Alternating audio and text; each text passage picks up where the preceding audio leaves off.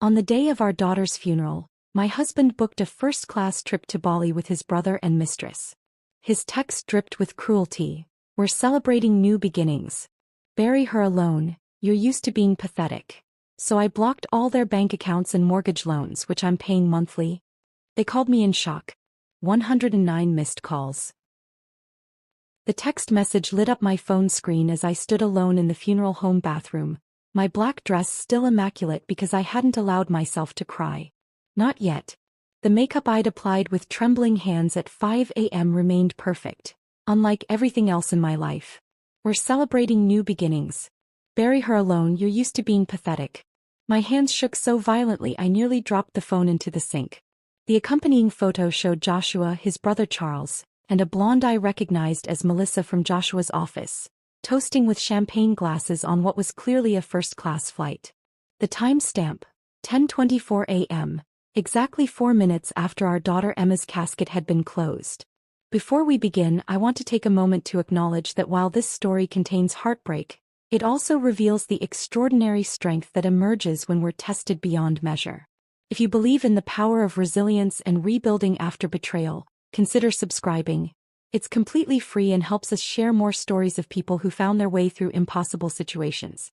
Now, let's witness Scarlett's journey as she transforms a husband's cruel text into the first step toward reclaiming her life. I braced myself against the cold marble countertop, bile rising in my throat. The funeral director would be looking for me. 75 guests were waiting in uncomfortable silence for the grieving mother to lead the procession to the cemetery. But I couldn't move. My legs had turned to concrete as I stared at that message again. "Bury her alone, you're used to being pathetic." 3 weeks ago, as Emma took her final labored breaths in the pediatric oncology ward, a place we'd called home for 11 months, Joshua had claimed he needed to handle some work things to ensure we wouldn't face financial hardship after the inevitable. I'd been too exhausted, too devastated to question him. I just held our daughter's hand tighter and whispered that Daddy loved her but had to work. Another lie in a long chain of them I'd told to protect her from the truth. My mind flashed back to sitting alone with the hospital's financial counselor 6 months earlier, mortgaging our home to cover the experimental treatment insurance wouldn't pay for. Joshua had been too emotional to join those meetings. I remembered calling him from the pharmacy when Emma's pain medication cost $1,200 out of pocket, and he told me to just figure it out. I'd emptied my retirement account while he apparently figured out vacation plans. A knock on the bathroom door jolted me back to the funeral home. "Mrs. Bennett? Is everything all right?" The funeral director's voice was practiced in its gentle concern. "1 minute," I called, my voice surprisingly steady. I stared at my reflection. My daughter was dead. My husband was halfway across the Pacific with his mistress. And for the first time in our 15-year marriage, I saw myself clearly. A woman who had carried everything. The mortgage payments, the medical bills, the emotional burden, the nighttime vigils beside our daughter's hospital bed. All while Joshua had been planning his escape. The rage that swept through me was unfamiliar and clarifying, like stepping from a foggy room into sharp sunlight. I slipped my phone into my clutch purse and straightened my shoulders. "I'm ready now," I told the funeral director as I emerged. I walked down the aisle between sympathetic faces, past Emma's favorite teacher, her little friends from before the cancer, my colleagues who had donated sick days so I could stay with her during treatments. Not a single person from Joshua's side of the family was present. Now I understood why. At the cemetery, as they lowered my little girl's white casket into the ground, I didn't collapse as everyone expected. The earth was accepting my daughter's body, but I refused to let it swallow me too. Instead, with each handful of dirt I scattered over her casket, my resolve hardened. The reception passed in a blur of casseroles and condolences. My sister Katie stayed until the last guest left, helping clean up and watching me with worried eyes. "You can stay with us tonight, Scarlett. You shouldn't be alone," she offered, squeezing my hand. "I have things to do here," I replied. The calm in my voice surprised even me. After Katie reluctantly left, I went to Emma's room. I hadn't entered it since the day the ambulance took her for the final time. Her stuffed elephant still sat propped against the pillows, waiting for a child who would never return. On her nightstand was the framed photo of the 3 of us at the beach. Before the diagnosis, before I learned who Joshua truly was. I picked up the frame, studying Joshua's face. Had he already been seeing Melissa then? Was he already fantasizing about new beginnings while our 5-year-old built sandcastles? The coldness of his betrayal swept over me anew. During Emma's illness, I'd withdrawn nearly everything from my personal savings to pay for treatments, second opinions, special foods that wouldn't make her nauseous, gas driving to specialists 3 states away. Meanwhile, Joshua had apparently been squirreling away funds for his grand escape. I sank onto Emma's bed, the weight of everything threatening to crush me. For one dangerous moment I considered just letting it happen, giving in to grief, ignoring Joshua's betrayal, falling apart completely. It would be easier than facing any of this. My phone buzzed with a text from an unknown number. "I'm so sorry for your loss. Joshua said you wanted to handle the funeral alone, but if there's anything I can do..." This is Melissa, by the way. The audacity stole my breath. So she didn't even know she was part of his escape plan during our daughter's funeral? Another manipulation. Another lie. I didn't respond to Melissa. Instead, I opened my banking app with newfound purpose. I worked as a bookkeeper for a construction company.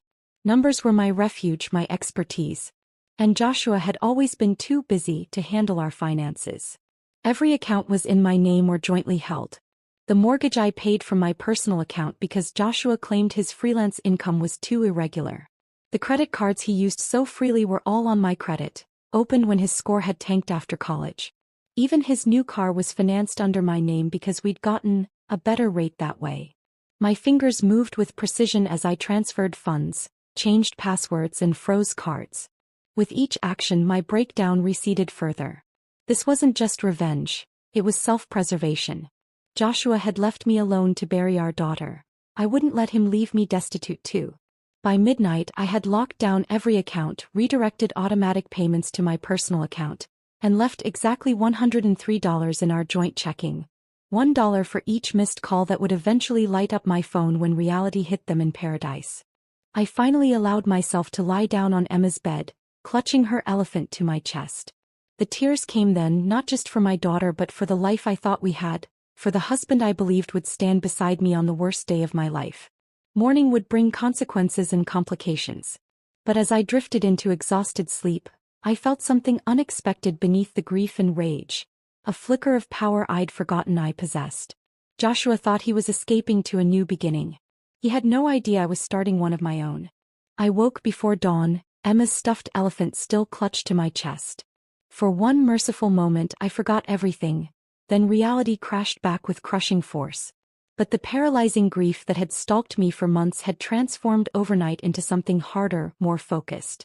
My phone showed 17 missed calls, all from international numbers. They'd discovered the first part of my plan. I switched it to Do Not Disturb and headed to the kitchen. Coffee in hand, I settled at the dining room table that had doubled as my home office for the past decade.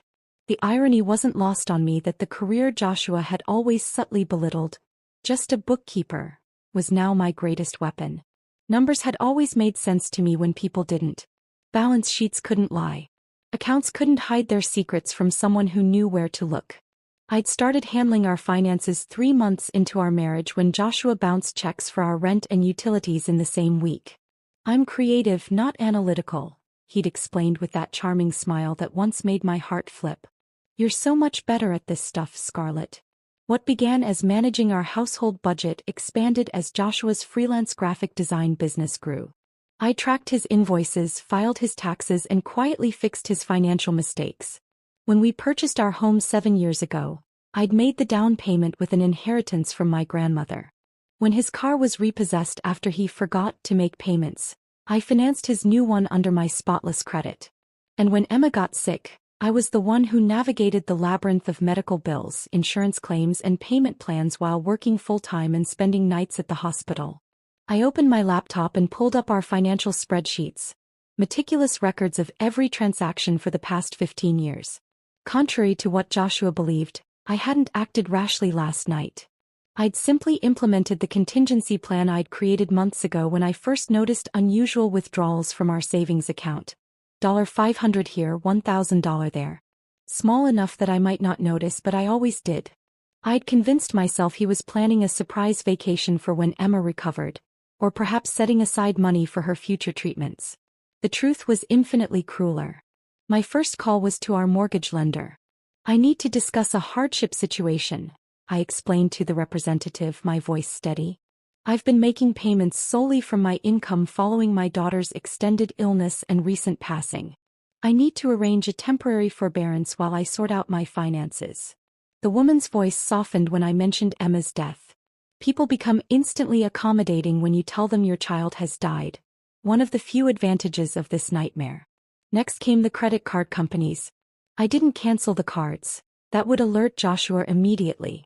Instead, I reported suspected fraudulent activity on our joint cards, ensuring they'd be frozen pending investigation. His personal cards, which I'd added him as an authorized user on years ago, were simpler. I just removed him. By noon, I had systematically dismantled Joshua's financial access while protecting myself. I printed confirmation emails and filed them in a new folder labeled Fortress. The metaphor felt appropriate. I was building walls to protect what remained of my life. My phone continued to vibrate with incoming calls. Finally I answered. "What the hell did you do?" Joshua's voice was tight with panic and rage. Airport announcements echoed in the background. "Hello to you too. How's Bali? The weather must be lovely this time of year." "Scarlett, my cards aren't working. The hotel is threatening to call the police." "That sounds like a personal problem." My voice was calm, almost conversational. "This isn't funny. We're stranded." "You mean you, Charles, and your girlfriend? The one you brought to our daughter's funeral day?" Silence. "Then, I can explain. I buried our daughter yesterday, Joshua. Alone. While you were taking selfies in first class. You don't understand." "I understand perfectly. You're celebrating new beginnings, right? Starting fresh without the burden of a sick child and pathetic wife." I quoted his text verbatim, each word precise and cutting. That was just the truth. Finally. No more pretending. I heard muffled voices, Charles probably. Then Joshua's voice returned, suddenly conciliatory. "Baby, I know you're upset. You have every right to be. But this isn't the way to handle things. If you'll just transfer some money for our tickets home." "No." The simplicity of my response seemed to stun him. "What do you mean, no?" "It's a complete sentence, Joshua. Figure it out yourself." I ended the call and blocked his number. The house felt eerily quiet afterward. I wandered through rooms that held the ghost of Emma's laughter, rooms where Joshua and I had once built a life that now seemed like an elaborate fiction. In our home office, I began gathering financial documents I'd need for the divorce attorney I planned to call tomorrow. As I pulled files from the cabinet, a leather-bound book tumbled out from behind them. I didn't recognize it at first, not until I opened it and saw the careful, rounded handwriting on the first page. Emma's super secret journal, not for parents. My hands trembled as I held it. Emma had been only 7 when she was diagnosed. By the end, she'd been too weak to write. This journal must be from before. I hesitated, feeling like an intruder. These were her private thoughts, not meant for my eyes. But she was gone, and these pages were all I had left of her inner world. The first entry was from her 6th birthday. Daddy promised to take me to the aquarium today, but he had to work again. Mommy made my cake with purple frosting and took me to see the dolphins anyway. He said Daddy would come next time. I wish next time was today. Simple words that cut deeper than Joshua's deliberate cruelty. I started to close the journal, not ready for this additional pain, when a folded paper slipped out from between the pages. I opened it to find a crayon drawing. A small stick figure with yellow hair standing between 2 taller figures. At the bottom, in Emma's handwriting, "When I grow up, I want to help people with money like Mommy does." Like a key turning in a lock, something shifted inside me. This wasn't just about punishing Joshua anymore. This was about honoring the little girl who had watched me more closely than I'd realized, who had seen strength in me when I'd felt only exhaustion. My phone rang again, Charles this time. I declined the call and placed Emma's journal carefully on my desk. Tomorrow would bring more battles, more decisions. But tonight, I would read my daughter's words and find my way forward through her eyes. I curled up in Emma's reading nook. A window seat cushioned with pillows she'd helped pick out, under twinkling fairy lights we'd strung together during her brief remission. Outside, darkness had fallen, but I couldn't bring myself to turn on any lights besides the soft glow above me. The journal lay heavy in my lap, its leather cover worn at the corners from being handled by small hands. My fingers traced the embossed letters of her name. Was this an invasion? The last privacy my daughter had? The rational part of me knew Emma was beyond caring about such things now, but motherhood had taught me to protect her boundaries, even when they frustrated me. "I'm sorry, sweet pea," I whispered into the empty room. "I need to hear your voice again." I opened to the second entry, dated shortly after her 6th birthday. Today at school Mrs. Wilson asked what our parents do. I said my mommy helps people with numbers and my daddy draws pictures for computers. Tommy said that's not a real job and I got mad. Daddy's job is real. He just does it different places sometimes. Like at his friend's house when he doesn't come home for dinner. My breath caught. Even then she'd been making excuses for him.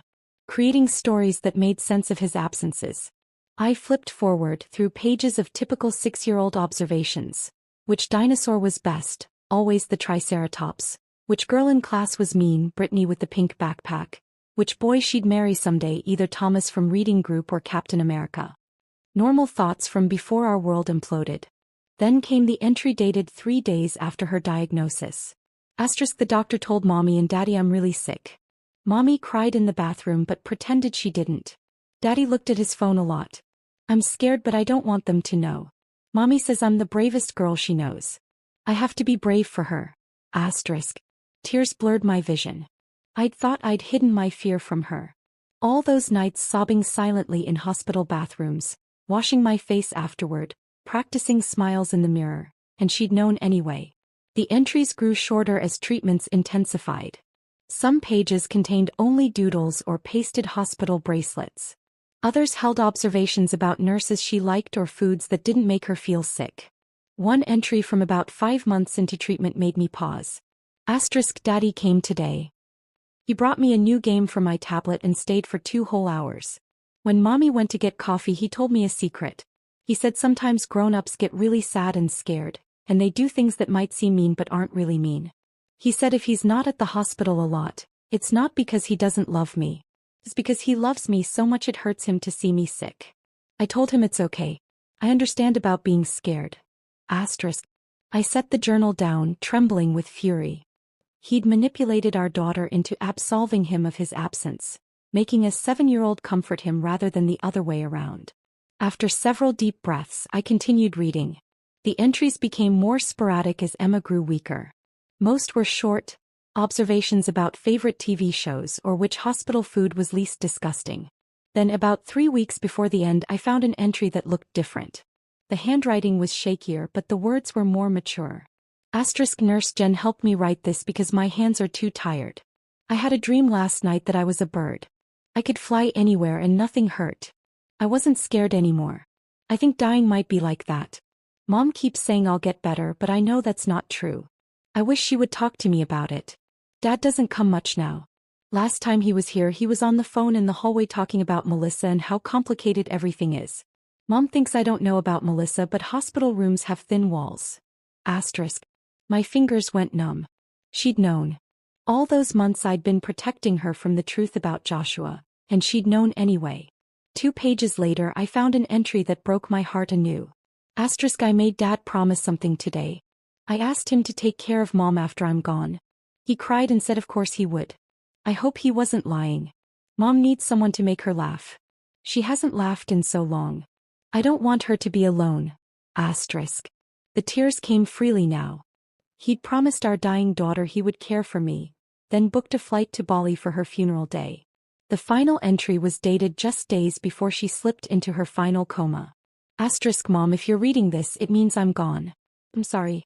I tried really hard to stay. Please don't be sad forever. Remember how we always said we'd open that bakery someday? The one with the blue door and cupcakes with too much frosting? You should still do that. Name a cupcake after me, something with sprinkles. Also, I know about Dad and Melissa. It's okay. Some people aren't strong like you. Some people run away when things get scary. Don't be mad at him forever. But don't let him make you feel small either. You're the strongest person I know. P.S. It's okay if you find someone new to love. I just want you to be happy. That's my last wish. I I closed the journal, pressing it to my chest as sobs racked my body. My brilliant, perceptive child had seen everything. Joshua's betrayal, my attempts to shield her, the fractures in our family. She'd carried those burdens silently, comforting me when I should have been comforting her. When the tears finally subsided, I felt different. The vindictive satisfaction I'd felt while freezing Joshua's account seemed hollow now. Emma wouldn't want me consumed by revenge. She wouldn't want me defined by bitterness. Yet she also wouldn't want me to simply forgive and forget, to let Joshua continue making me feel small. She'd seen my strength even when I couldn't. I picked up my phone and scrolled through the missed calls. Now 37 from various international numbers, plus 16 text messages growing increasingly desperate. I wasn't ready to respond yet. First, I needed a plan that honored what Emma had seen in me. I walked to my home office and opened a new spreadsheet. At the top, I titled it Emma's Wishes. The first item I typed was bakery with blue door and too much frosting. The second was live with strength, not bitterness. As dawn broke over the empty house, I looked at what I'd created. Not just a list of tasks but a roadmap through grief. My daughter had given me one final precious gift. Permission to find happiness again, coupled with the wisdom to set boundaries that protected that possibility. I would make Joshua face consequences for his betrayal, but I wouldn't let that mission consume me. That wasn't the legacy Emma deserved. 3 days after discovering Emma's journal, I was arranging fresh flowers on her grave when my phone buzzed with a text from an unknown number. We landed at JFK. Joshua has nowhere to go. He's a mess, Scarlett. Can we talk? Charles. I didn't reply. Let them squirm a little longer. The early spring air carried the scent of damp earth as I traced Emma's engraved name with my fingertips. I'm trying, sweet pea, I whispered. I'm trying to find the balance. That evening, my doorbell rang as I was reviewing paperwork from the attorney I'd hired. Through the peephole, I saw 3 haggard figures: Joshua, Charles, and Melissa. Joshua's normally immaculate appearance had deteriorated. His designer clothes were rumpled, his face unshaven. Dark circles shadowed his bloodshot eyes. I considered not answering, but that wasn't the path I'd chosen. Taking a deep breath, I opened the door but blocked the entrance. We need to talk, Joshua said, his voice hoarse. You need to talk, I corrected him. I don't need anything from you. Charles stepped forward, always the mediator between us even during small disagreements. Scarlett, please. We had to borrow money for economy tickets home. The hotel in Bali held our passports until the embassy intervened. We're exhausted. That sounds challenging, I replied evenly. Similar to arranging a funeral while grieving alone. Melissa hovered behind them, her blonde hair pulled back in a messy ponytail, looking nothing like the glamorous woman from the flight photo. Her eyes darted nervously between Joshua and me. Against my better judgment, I stepped aside. You have 30 minutes. They filed in silently. Joshua moved automatically toward the liquor cabinet, but I blocked his path. Not in my house. Not anymore. He flinched but retreated to the sofa. Charles and Melissa perched awkwardly on the love seat across from him, their body language revealing the fractures in their alliance. I remained standing. You've destroyed me, Joshua began, his tone accusatory. No, I said calmly. I simply stopped enabling you. We were married for 15 years. During which I paid the mortgage, covered Emma's medical bills, and kept us afloat while you, what exactly? Planned your escape? Built a life with her? I gestured toward Melissa, who flushed crimson. It wasn't like that, Melissa interjected, her voice trembling. He told me you two were separated, that you wanted him to move on. When exactly did this separation happen? I asked, turning to her. During our daughter's chemotherapy? Or perhaps during her bone marrow transplant? Melissa's eyes widened. He turned to Joshua. You said Emma was in remission months ago. You said. He says a lot of things, I interrupted, reaching for Emma's journal on the coffee table. Like promising our dying daughter he'd take care of me after she was gone. Joshua paled. You read her journal? Every word. Including the entries where she mentioned overhearing your phone calls about Melissa. I opened to the marked page. Including where she wrote that hospital rooms have thin walls. Charles stood abruptly. You were carrying on with this affair while your daughter was dying? You told me it started after. Charles, it's complicated, Joshua began. No, it's actually quite simple, I said, closing the journal gently. Emma knew everything. He protected you, Joshua. A 7-year-old child shielded her father from judgment while fighting for her life. The silence that followed was deafening. Melissa wiped tears from her cheeks. Charles paced the room, running his hands through his hair in agitation. Joshua stared at the floor. I can't defend what I did. But you didn't have to financially ruin me. You did that yourself, I countered. Every credit card in your wallet is in my name. Every loan payment comes from my account. For 15 years I carried this family while you took credit for our stability. What do you want, Scarlett? Charles asked quietly. Money? The house. I almost laughed. I already have those things. They were always mine. Then what? Joshua demanded, desperation edging his voice. I sat down across from him, placing Emma's journal between us. I want you to understand what you've lost. Not just your financial stability or your comfortable life. You lost the chance to truly know your daughter. This brilliant, perceptive, compassionate person who saw through all of us but loved us anyway. My voice remained steady as I continued. I've been advised to pursue full financial separation. My attorney believes I have grounds to claim everything, given the circumstances. Joshua's face crumpled. Charles placed a hand on his brother's shoulder, while Melissa stared out the window, visibly disconnected from this family drama she'd entangled herself in. But that's not what Emma would want, I said softly. So here are my terms. From my folder I withdrew 3 copies of a document my attorney had prepared. You will relinquish all claims to this house and its contents. You will assume responsibility for your personal debts. I will transfer $5,000 to a new account for you, enough to secure temporary housing and necessities. Nothing more. $5,000? After 15 years of marriage. Joshua looked incredulous. Be grateful, Charles muttered. She could take everything. In exchange, I continued as if neither had spoken, you will sign over your half of Emma's college fund, which I established and funded entirely, to the Pediatric Cancer Foundation that supported us. You will also agree to attend grief counseling. Grief counseling? Joshua scoffed. I don't need. It's non-negotiable. I pushed the papers toward him. Emma believed you loved her. Whether that's true or not, you owe her this much. Melissa finally spoke, her voice barely audible. I didn't know about any of this. About Emma still being sick, about the funeral. She turned to Joshua. You let me believe we were starting something honest. Melissa, Joshua began, but she cut him off. I can't do this. She stood abruptly. I'm sorry for your loss, Scarlett. Truly. I would never have. Her voice trailed off as she grabbed her purse and headed for the door. Charles watched her leave, then turned to his brother. You've been lying to everyone. Even me. The disappointment in his voice was palpable. Joshua sat motionless, the papers untouched before him. The facade of the charming, confident man I'd married had completely crumbled, revealing someone I barely recognized, fragile, desperate, hollow. Sign the papers, Joshua, I said quietly. Not for me. For Emma. His hand shook as he reached for the pen. As he signed each page, I felt no triumph, no vindication. Only a profound sadness for what might have been and a quiet certainty that I was honoring Emma's last wishes. Standing in my strength without being consumed by bitterness. Charles signed as witness, then helped his broken brother to his feet. At the door, Joshua turned back. I did love her, Scarlett. In my way. I thought of all the possible responses, the accusations I could hurl, the hurt I could unleash. Instead, I simply said, I know you believe that. Goodbye, Joshua.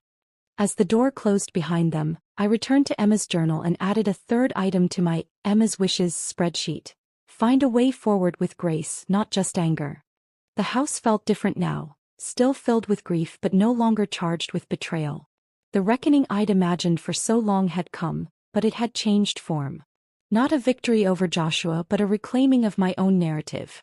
Spring turned to summer, summer to fall, and before I knew it, the seasons had completed their cycle. The first anniversary of Emma's death arrived with a physical heaviness I hadn't anticipated. I woke that morning expecting to be crushed by grief all over again. Instead, I felt a strange, quiet resolve. I'd taken the day off work, assuming I'd need to hide away from the world. But as the morning light filtered through my bedroom curtains, now a sunny yellow instead of the muted gray Joshua had preferred. I realized I didn't want to spend this day alone with memories. At Emma's grave, I didn't bring flowers like the other cemetery visitors. Instead, I brought baking ingredients, a portable table, and a confused-looking woman named Diane whom I'd met at the grief support group I'd reluctantly joined 6 months earlier. "Are you sure about this?" Diane asked, watching me set up a small camp stove beside Emma's headstone. Her own son Tyler had died of leukemia 3 months after Emma. "Absolutely," I replied, laying out measuring cups and flour. "Emma and I always talked about opening a bakery with too much frosting. Today we're making that happen even if it's just for one day." By noon, 5 other parents from our support group had joined us. We baked cupcakes right there in the cemetery, laughing through tears as we shared stories of our children. The groundskeeper eyed us suspiciously until I explained what we were doing, then quietly went to get his own folding chair. "To Emma," I said, raising a cupcake topped with an obscene amount of pink frosting and rainbow sprinkles. "Who taught me that grief doesn't have to be solemn to be meaningful?" As the others raised their cupcakes in a bittersweet toast, I realized I was honoring Emma in exactly the way she would have wanted, with joy breaking through the sorrow, with community instead of isolation. The following week, I met with my attorney to finalize the divorce. The process had dragged on longer than necessary due to Joshua's periodic attempts to negotiate better terms. Each time, I simply referred him back to the original agreement, adding another small condition until he realized the price of his delays. "He's signed everything," my attorney said, sliding the final papers across her desk. "No contested points, no last-minute demands." I scanned the documents, seeing Joshua's familiar signature on the final page. Just like that, 15 years of marriage dissolved into legal terminology and notarized signatures. "How do you feel?" she asked as I signed my own name. I considered the question carefully. "Lighter," I finally said. "Like I've set down something I've been carrying too long." On my way home, I stopped at the small office space I'd leased the month before.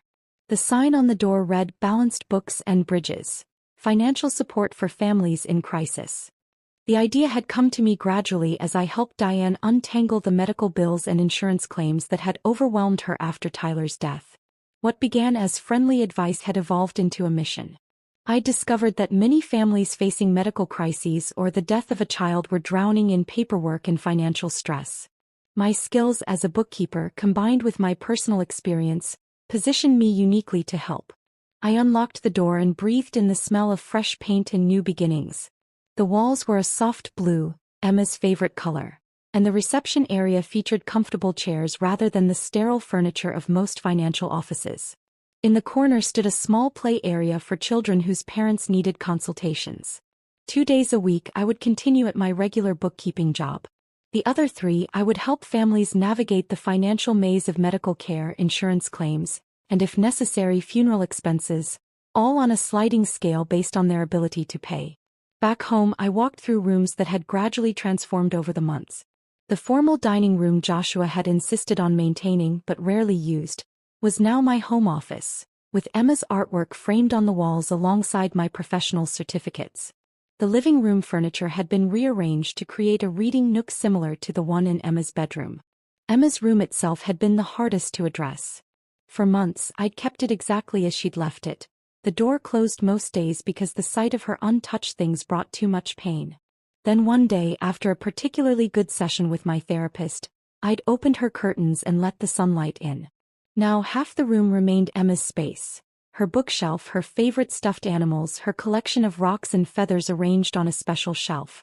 But the other half had become a creative area where I painted clumsy watercolors and crafted handmade cards for the families I worked with. Not erasing Emma but allowing her space to exist alongside my own growth. As evening fell, I sat on my back porch with a glass of wine. The garden had been Joshua's domain, meticulously maintained for appearances when neighbors visited.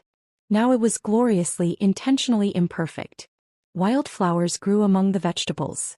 A small stone path wound to a bench beneath the maple tree where Emma had once played. My phone buzzed with a text from Katie. * checking on you today. Love you sis. *. As I typed a response, I noticed an email notification from Charles. We'd had minimal contact since the confrontation with Joshua, just a few awkward exchanges as he helped his brother move the last of his belongings. Curious, I opened it. Scarlet.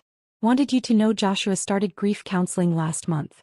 He's staying with me temporarily but looking for work in Colorado. Also, I drove by your office space yesterday. It looks perfect. Emma would be proud. Charles*. Unexpected tears blurred my vision. Not from grief or anger but from something that felt strangely like peace. I hadn't destroyed Joshua, despite having the power to do so. And in choosing restraint, I'd found a strength I didn't know I possessed. My revenge had transformed into something Emma would recognize. Not a hollow victory over someone who had hurt me, but a reclaiming of my own worth and purpose. I closed my eyes and imagined Emma beside me on the porch, eating sprinkle-covered cupcakes and chattering about her day. We're going to be okay, sweet pea, I whispered to the evening air. Different than we planned, but okay. The heaviness in my chest hadn't disappeared entirely. It never would. But it had changed form, becoming more like a cherished weight I carried willingly rather than a burden that threatened to crush me. In the quiet garden as twilight descended, surrounded by the home I'd reclaimed and rebuilt, I finally understood. The opposite of grief isn't happiness. It's purpose. And in honoring Emma's memory by helping others, I'd found mine. If Scarlett's journey from heartbreak to empowerment moved you, hit that subscribe button now. Every story shared is another light in the darkness for someone fighting their own battles. Comment below with your thoughts. Was cutting off the finances justified, or would you have handled it differently?